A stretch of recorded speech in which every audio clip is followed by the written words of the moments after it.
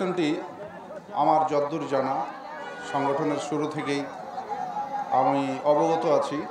চমৎকার একটি সংগঠন, স্বেচ্ছাসেবী সংগঠন। এটি একটি আঞ্চলিক সংগঠন, এটি জাতীয় বা জেলা পর্যায়েরও নয়।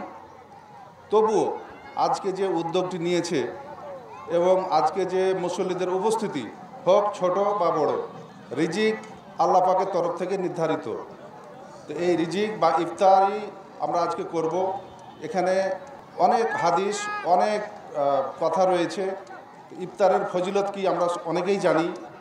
আসলে যে রোজা থাকবে আর যে ইফতার করাবে সেম, ব্যাপারটা কিন্তু সেম। তো অনেক ধন্যবাদ এমএইচ ফাউন্ডেশনকে।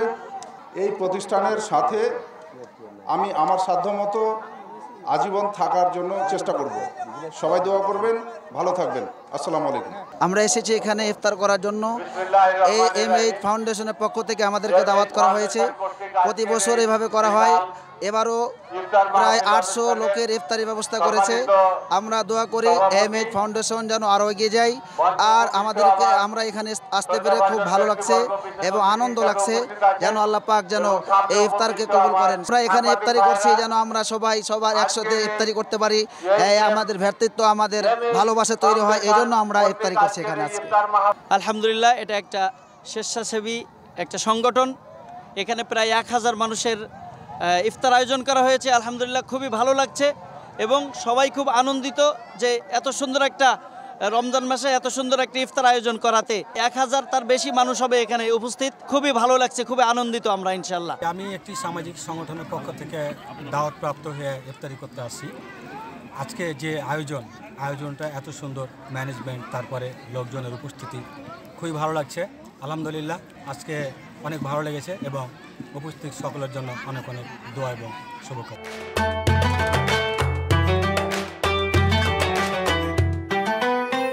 এমএইচ ফাউন্ডেশন আমাদের এটা একটা স্থানীয় ফাউন্ডেশন, মানে স্বেচ্ছাসেবী সংগঠন। এটা রাজনৈতিক এবং অলাভজনক সংগঠন।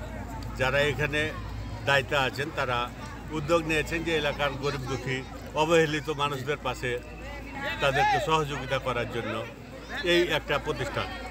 সেই সাথে তারা প্রতি বছরই ইফতার মাহফিলের ব্যবস্থা করে। এ অনুযায়ী আজকে এই রোজার মাসে এলাকার মুসল্লিদের নিয়ে আজ একটা বিশাল ইফতার পার্টির আয়োজন তারা। এইচএম ফাউন্ডেশনের পক্ষ থেকে যে ইফতারিটা হচ্ছে খুব সুন্দর।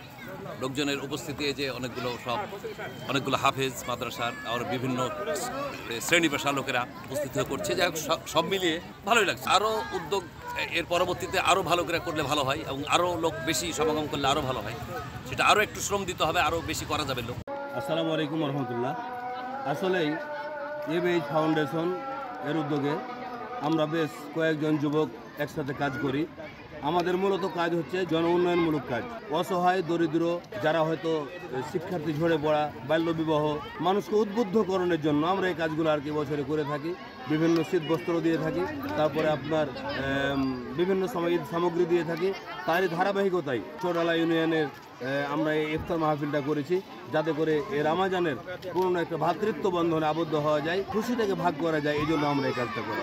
এটা আলহামদুলিল্লাহ আমি বলে বোঝাতে পারবো না। আসলে রোজাদারের মুখে এমন সুন্দর ইফতারে উঠিয়ে দেওয়া, এটা খুব একটা ভালো কাজ এবং আমরা তাদের জন্য শুভকামনা করি। আমরা প্রতি বছর চাই আমাদের এলাকাতে এ ধরনের সুন্দর আয়োজন করা হোক। এরকমভাবে এই প্রতিষ্ঠানটা যাতে আরও উত্তরোত্তর তাদের সেবামূলক কার্যক্রম বাড়াতে পারে, এই আশা ব্যক্ত রাখছি।